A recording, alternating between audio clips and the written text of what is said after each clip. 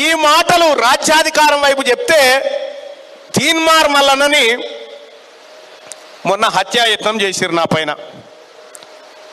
తీన్మార్ మల్లన్న చచ్చిపోతే బీసీ ఉద్యమం ఆగిపోతుందని వాళ్ళ ఆలోచన.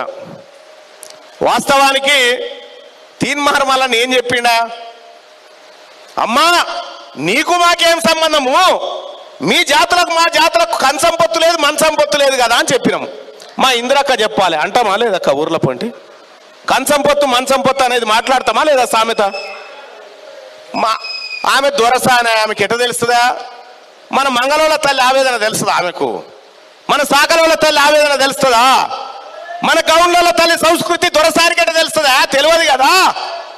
అందుకోసమే తీన్మార్ మల్లన్న మీద ఈ మా పొత్తు సంగతి ఏమో కానీ కొత్త పొత్తు బయటపడ్డది. దాంతో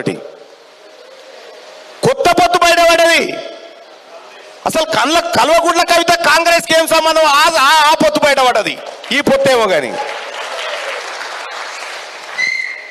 ఆ పొత్తుల మీరుండి నేనేమన్నానా పోని కంచం పొత్తున్నదా, మీకు మాకు మంచం పొత్తున్నదా, బియ్యం పొత్తున్నదా అనేది మాట. నేను లేదనే అంటే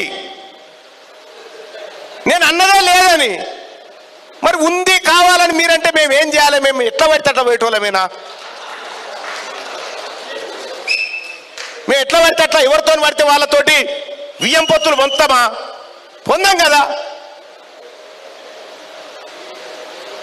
అందుకోసమే